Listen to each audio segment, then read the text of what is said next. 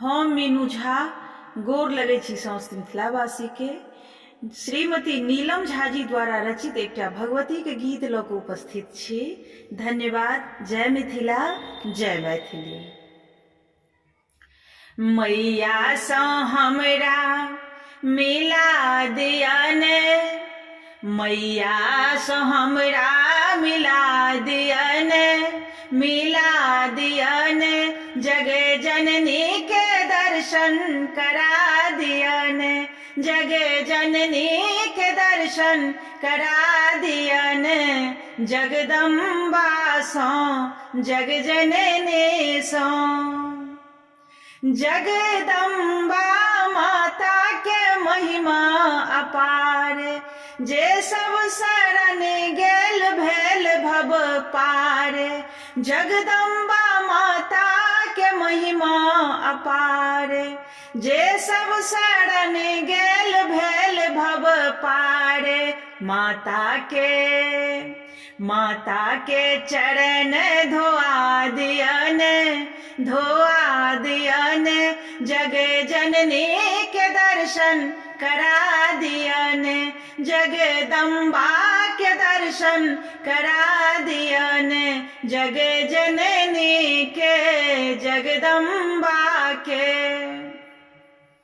शुंभ निशुंभ के मर्दन केलन, राक्षस दल बीच गर्जन केलन। शुंभ निशुंभ के मर्दन केलन, राक्षस दल बीच गर्जन केलन।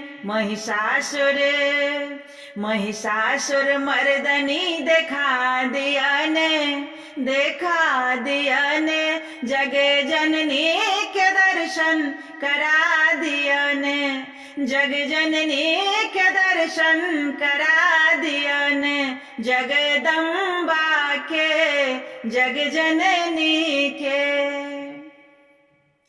जे कियो हुनका शरण में आयल, अन धन लक्ष्मी सब किछु पायल।